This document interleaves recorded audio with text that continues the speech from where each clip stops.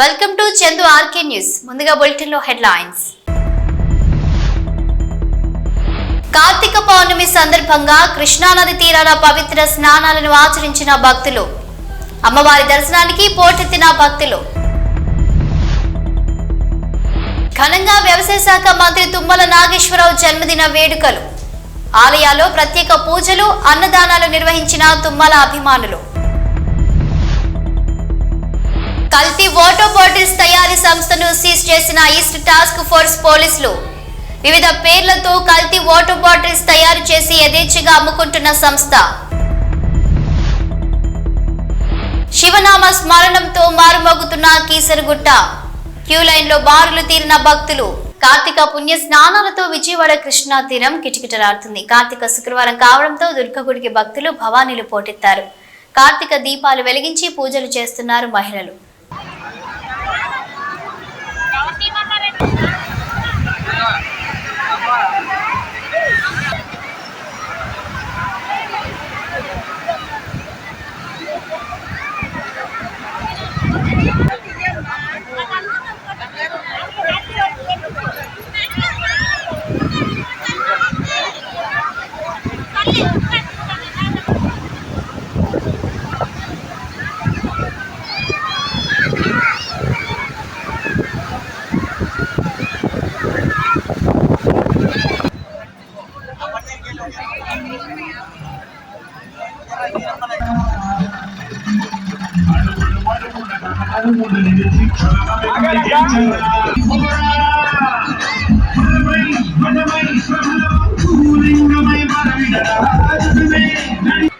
భద్రాద్రి కొత్తగూడెం జిల్లా రాష్ట్ర వ్యవసాయ శాఖ మంత్రి తుమ్మల నాగేశ్వరరావు జన్మదిన వేడుకలు అశ్వారావుపేట నియోజకవర్గ వ్యాప్తంగా జరిగాయి.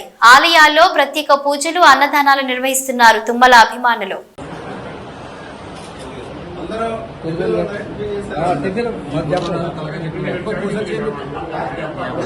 నిబంధనలకు విరుద్ధంగా వివిధ పేర్లతో కల్తీ వాటర్ బాటిల్స్ తయారు చేసి యథేచ్ఛగా అమ్ముకుంటున్నారు. అంబర్పేట్, కాచిగూడ, నింబోలి అడ్డాలో ఎలాంటి అనుమతులు లేకుండా గత 5 సంవత్సరాల నుండి కల్తీ వాటర్ బాటిల్స్ తయారు చేసి మార్కెట్లో అమ్ముతున్నారు. లెక్క ప్రకారం టోటల్ డిసాల్వ్డ్ సాలిడ్స్ TDS 75 మించి ఉండాలి. కానీ ఈ వాటర్ ప్లాంట్ లో కేవలం 14 మాత్రమే ఉంది. ఈ నీళ్లు జనాలకి ఎంతో ప్రమాదకరమని అధికారులు తెలిపారు. దీనిపై ఈస్ట్ టాస్క్ ఫోర్స్ పోలీసులు ఎస్ఐ కరుణాకర్ రెడ్డి టీం మరియు అమర్పేట్ ఫుడ్ సేఫ్టీ ఆఫీసర్ స్వాతితో కలిసి దాడులు నిర్వహించి కల్తీ వాటర్ బాటిల్స్ తో సహా కల్తీ నీళ్లు తయారు చేస్తున్న 50 లక్షల విలువ చేసే ప్లాంట్ ను కూడా సీజ్ చేశారు. East zone task force police inspector Nagarjuna మరియు అడిషనల్ డీసీపీ శ్రీనివాస్ ఆధ్వర్యంలో ఈ రైడ్స్ జరిగాయి. मीडिया वाले 20 ये जो नॉर्म्स है आपको पता नहीं कौन सा कितना नॉर्म्स होना चाहिए, क्या TDS होना पता है क्या? कितना TDS होना चाहिए तो पता है ना? जी हाँ हाँ हाँ। तो कितना मेंटेन कर रहे हैं आप? डालो और डालो पूरा आपने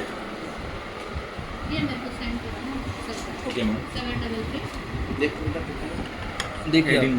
18 7-8 रहना भाई. 18 मतलब 18 ऐसा आप बोला 78 होना चाहिए. वही थी 18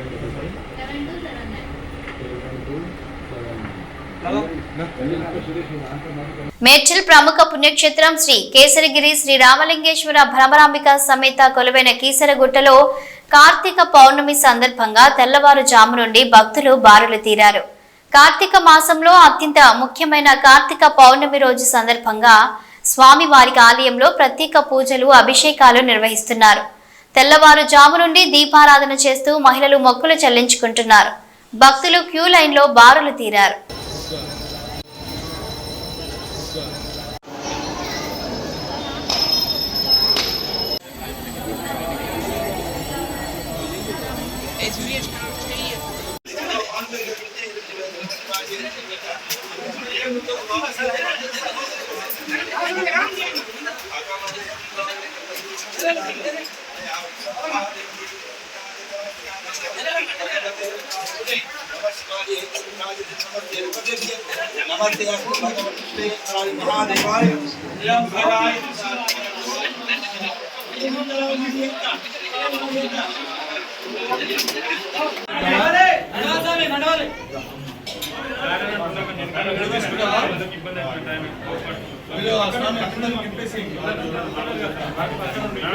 యాదాద్రి భువనగిరి జిల్లా పంతంగి టోల్ ప్లాజా వద్ద లేడీ అఘోరి ప్రత్యక్షమైంది. చెరువుగట్టులో పూజలు నిర్వహించేందుకు వెళ్తున్న అఘోరి జనం కంటపడ్డారు.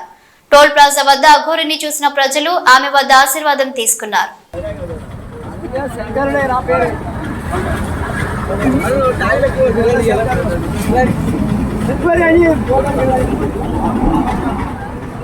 అమీన్పూర్ పెద్ద చెరువులో మునిగిపోయిన తమ ప్లాట్లను కాపాడి తమకు న్యాయం చేయాలని పెద్ద చెరువు వద్ద ధర్నా చేస్తున్నారు. అమీన్పూర్ పెద్ద చెరువు ముంపు బాధితుల జేఏసీ నాయకులు.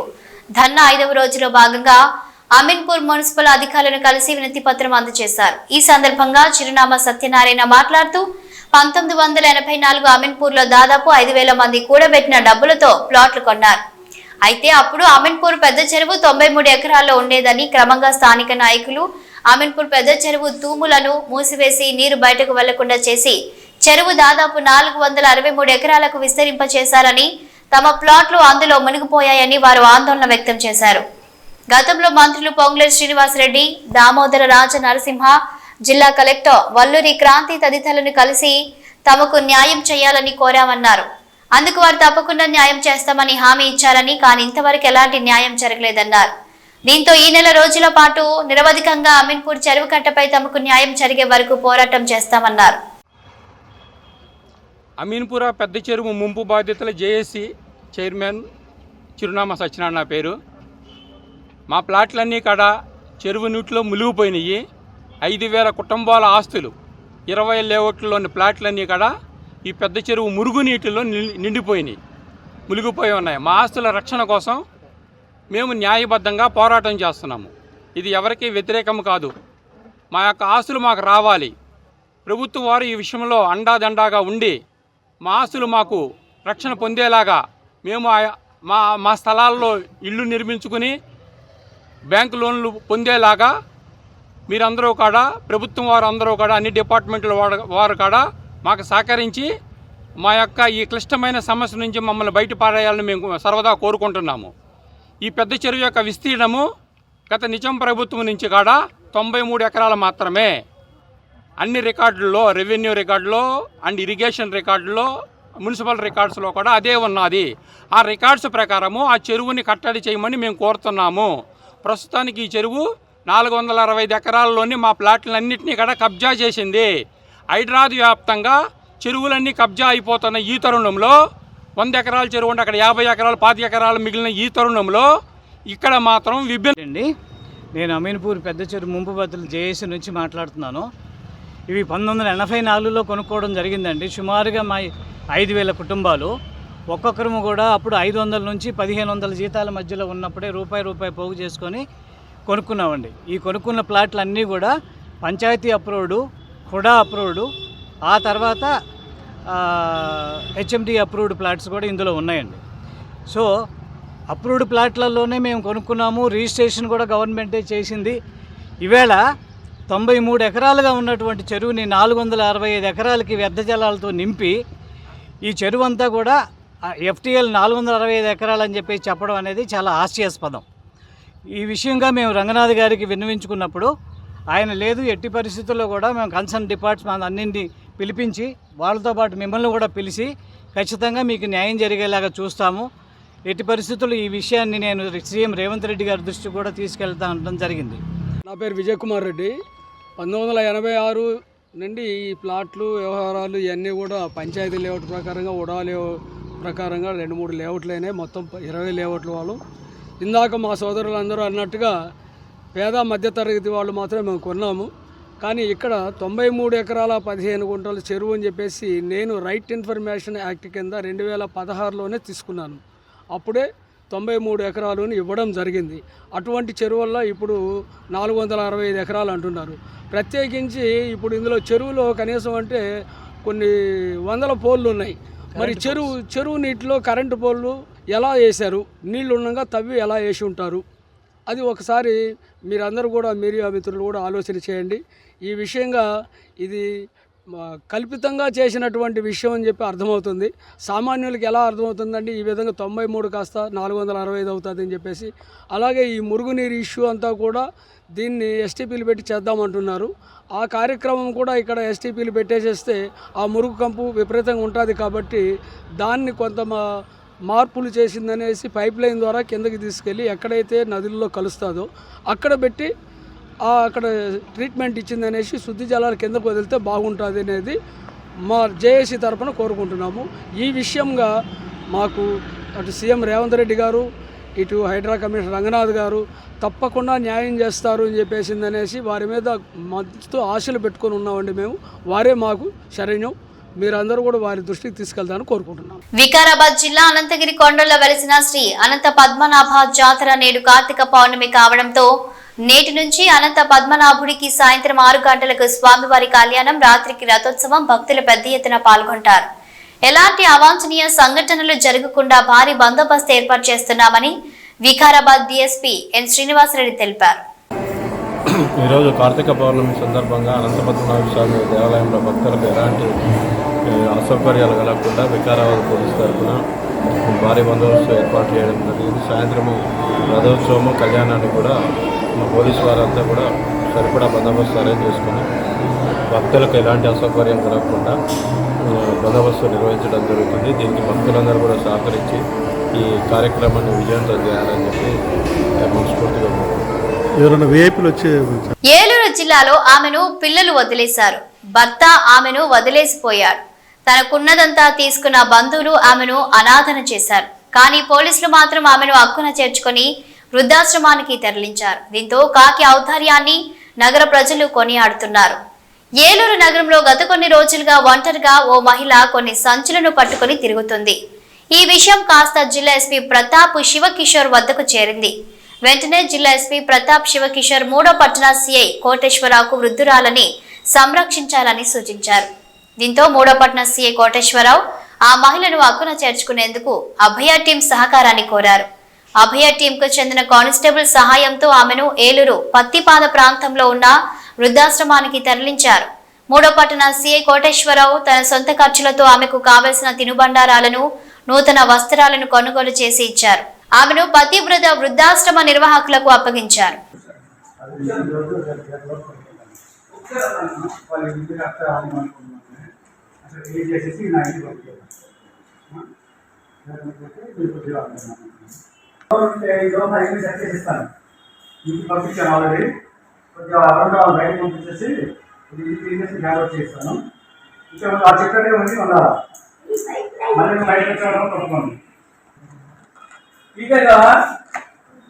అమ్మా తాగుతావా? టీ తాగవా?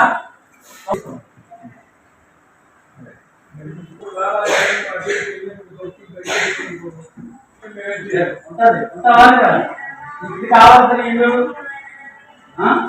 ఇక్కడ ఉంటేనే నీకు ఇచ్చేస్తాను. ఇంకో చెప్తాను కంట్రోల్ ఇస్తాను.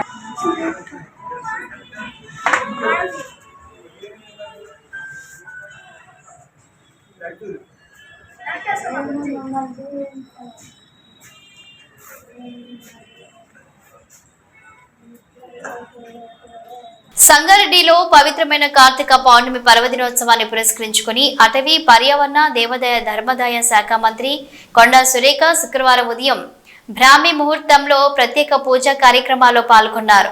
సంగారెడ్డి జిల్లా సదాశివపేట మండలం నందికంది గ్రామంలోని రామలింగేశ్వర స్వామి దేవాలయంలో మహాశివుని సేవలో పాల్గొన్నారు. దేవాలయానికి చేరుకున్న మంత్రికి అర్చకులు పూర్ణకుంభంతో స్వాగతం పలికారు.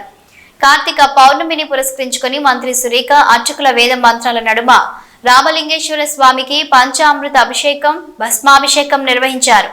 మహాశివునికి స్వహస్త్రాలతో హారతినిచ్చారు. దేవాలయ ప్రాంగణంలో కార్తీక దీపాలు వెలిగించారు. అనంతరం ఆలయ నిర్వాహకులు మంత్రి సురేఖని శాలువాతో సత్కరించారు.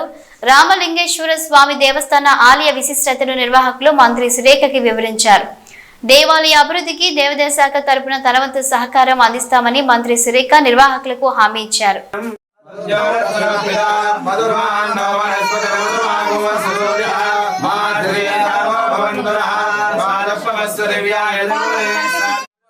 गदे याते हेतरमे दुष्टमस्ते तया अस्मान् विश्वतस्मै लक्ष्म्या परिबुधा नमस्ते अस्मान् धायानादाय दुष्टवे नमो नमः स्वाभ्यः स्वापतिभ्यश्च नमो नमः ऋषिभ्यश्च पतिभ्यश्च नमः नमः व्याधिने क्षेत्रीराय प्रपरामे विष्णुमुष्टिरामे अस्मिन्नाथनमो रुद्रोदरमे क्षेत्रीराय साविधेमते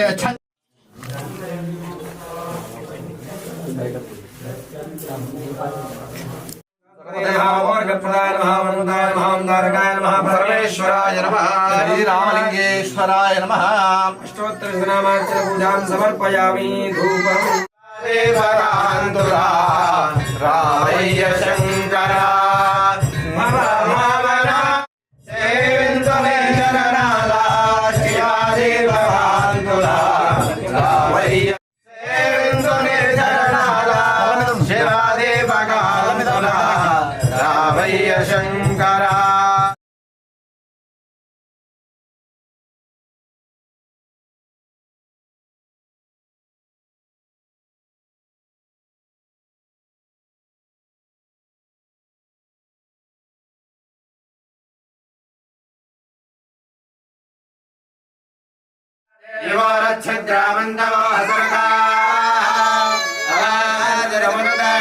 ब्राह्मणो वै सर्वा देवता सर्वाभिरेवैन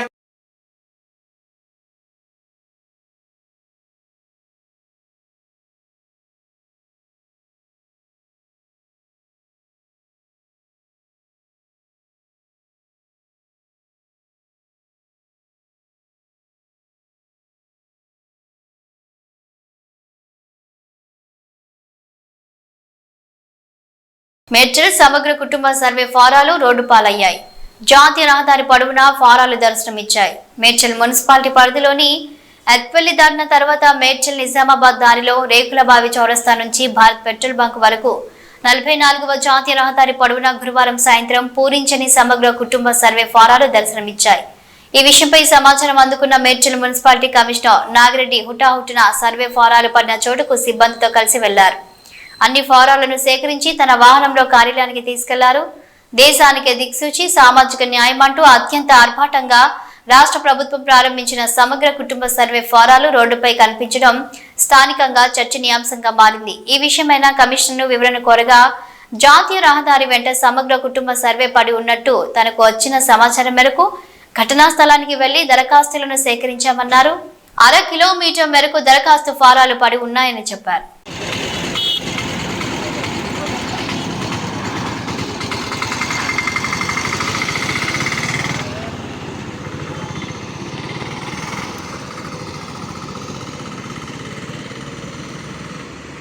సికింద్రాబాద్ రవాణా మరియు బీసీ సంక్షేమ శాఖ హైదరాబాద్ ఇన్ఛార్జ్ మంత్రి పొన్నం ప్రభాకర్ శుక్రవారం నాడు సికింద్రాబాద్ కంటోన్మెంట్ సిక్ విలేజ్ లో కంటోన్మెంట్ ఎమ్మెల్యే శ్రీ గణేష్ తో కలిసి ధోబీ ఘాట్ గ్రౌండ్ ను పరిశీలించారు. గ్రౌండ్ ను స్పోర్ట్స్ కాంప్లెక్స్ చేయడానికి స్థల పరిశీలన చేశారు. ఈ కార్యక్రమంలో cantonment CEO Madhukar Naik, cantonment అధికారులు, ముఖ్య నేతలు పాల్గొన్నారు. మంత్రి మాట్లాడుతూ చాలా కాలంగా ఈ ప్రాంత ప్రజల ఆకాంక్షలకు అనుగుణంగా ఈ ప్రాంతం అభివృద్ధి జరగాలని డిఫెన్స్ అండ్ రాష్ట్ర ప్రభుత్వం కోఆర్డినేట్ చేసుకుని ఎలివేటర్ కారిడార్ పై వేగవంతంగా అడుగులు ముందుకు వేసిందని అన్నారు. ఈ గ్రౌండ్ లో ఫుట్బాల్ ఆటగాళ్లు ఎంతో మంది వచ్చారు. ఈ గ్రౌండ్ ను స్పోర్ట్స్ అథారిటీ రాష్ట్ర ప్రభుత్వం తరపున అభివృద్ధి చేస్తామని అన్నారు. ప్రభుత్వం యంగ్ ఇండియా స్పోర్ట్స్ యూనివర్సిటీ పెడుతుంది. సికింద్రాబాద్ లో ఈ గ్రౌండ్ క్రీడాకారులకు ఉపయోగపడే విధంగా మరింత అభివృద్ధి చేస్తాం. కంటోన్మెంట్ తెలంగాణ ఏర్పడిన తర్వాత మేము కూడా తెలంగాణలోనే ఉన్నామనే విధంగా మా అభివృద్ధి ఉంటుందని అన్నారు మంత్రి పొన్నం ప్రభాకర్. గణేష్ గారు, అదేవిధంగా సిఓ గారు, నాయక్ గారు, మిగతా కంటోన్మెంట్ పెద్దలు అందరూ కూడా నమస్కారం. ఈరోజు చాలా కాలంగా ఈ ప్రాంత ప్రజల ఆకాంక్షకు అనుగుణంగా ఈ ప్రాంతంలో కొంత డెవలప్మెంట్కు జరగాలి. కంటోన్మెంట్ ఏరియా, కంటోన్మెంట్కు సంబంధించి కొంత కరస్పాండెన్స్ జరిపితే అటు డిఫెన్స్ ప్లస్ స్టేట్ గవర్నమెంట్ రెండు కూడా కోఆర్డినేషన్ కాగలుగుతాయి. అటువంటి పరిస్థితుల్లో ఇక్కడ పార్లమెంటు సభ్యుడిగా ఉన్నటువంటి ఈనాటి ముఖ్యమంత్రి గారికి ఈ ఏరియా పట్ల అవగాహన ఉంది. అదేవిధంగా అవగాహనను కార్యరూపం దాల్చడానికి ఒక మధ్యవర్తి ప్రజల పక్షాన అవసరం ఉంటే ఆ మధ్యవర్తిగా గణేష్ గారు శాసనసభ్యుడిగా ఎన్నికైనప్పటి నుంచి జిల్లా ఇన్ఛార్జ్ మంత్రిగా నన్ను, గౌరవ ముఖ్యమంత్రి గారిని, సిఓ గారిని, రాష్ట్రంలో ఉన్న అందరు మంత్రుల్ని ఈ ప్రాంతానికి సంబంధించి అన్ని రకాల అభివృద్ధికి అనేక సందర్భాల్లో తన యొక్క పాత్రను పోషిస్తాను. ఈ సందర్భంగా గణేష్ గారికి నా హృదయపూర్వకంగా అభినందనలు. ఇవాళ ఒక పాజిటివ్ చొరవతోటి వాస్తవంగా కరీంనగర్ ప్రాంత, కరీంనగర్, ఆదిలాబాద్, సిద్దిపేట ఈ ప్రాంత ప్రజలందరికీ కూడా ఊరు నుంచి బయలుదేరితే అల్వాల్ చేరే వరకు ప్రయాణానికి సంబంధించిన సమయం ఎంత పడుతుండేనో ఆ నుంచి మన సిటీలో పడడానికి అంత సమయం పడుతుండే. సో ఇలా స్టేట్ హైవే నెంబర్ 1 కావచ్చు, NH-44 మీద ఎలివేటెడ్ కారిడార్స్ కొరకు మనం గతంలోనే శంకుస్థాపన చేసుకున్నాం. దాని మీద కూడా కొంత మొన్న క్యాబినెట్లో చర్చ జరిగిన దాని ప్రకారంగా ఇప్పుడే మారేడుపల్లి దాకా మెట్రో ఆగిందో దాన్ని కూడా ఈ ఎలివేటెడ్ కారిడార్ తోటి అనుసంధానం చేసి, అంటే 3 టైర్ రోడ్డు, మెట్రో, దాని తర్వాత కారిడార్ హైవే, ఎలివేటెడ్ రోడ్, ఈ విధంగా ప్లాన్ చేసినట్టయితే ఇప్పటికే ముంబైలో, ఇతర రాష్ట్రాల్లో కొంత మెట్రో కమ్ రోడ్డుకు సంబంధించినటువంటి ప్రాజెక్ట్స్ ఉన్నాయి. 30-40% అదనపు ఖర్చుతోటి చాలా పెద్ద ప్రణాళిక చేసుకోవచ్చు. కాబట్టి ఆల్రెడీ మెట్రో ఎండీ గారికి దీనికి సంబంధించిన స్టడీ చేయమని గౌరవ ముఖ్యమంత్రి గారు ఆదేశించారని అదొక శుభవార్త. ఒకవేళ అది అయినట్టయితే మారేడుపల్లికి సంబంధించి దాని ప్రయత్నం జరుగుతోంది. ఇవాళ మేము దానికి అంకురార్పణ చేస్తూ ఉన్నాం.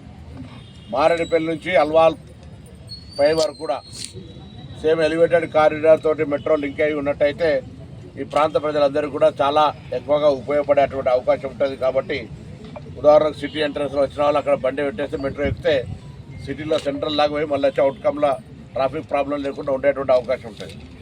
ప్లస్ ఈ ప్రాంత ప్రజలందరికీ కూడా రవాణా పరంగా ఈ ఎలివేటెడ్ కారిడార్స్ ఉపయోగపడతాయి. ప్లస్ దీనికి సంబంధించిన జరిగినటువంటి నిర్మాణంలో స్థల కోల్పోవడం, స్థలానికి సంబంధించిన ప్రజాపాలన విజయోత్సవాలపై జూబ్లీహిల్స్ నివాసంలో అధికారులతో ముఖ్యమంత్రి రేవంత్ రెడ్డి సమీక్ష నిర్వహించారు.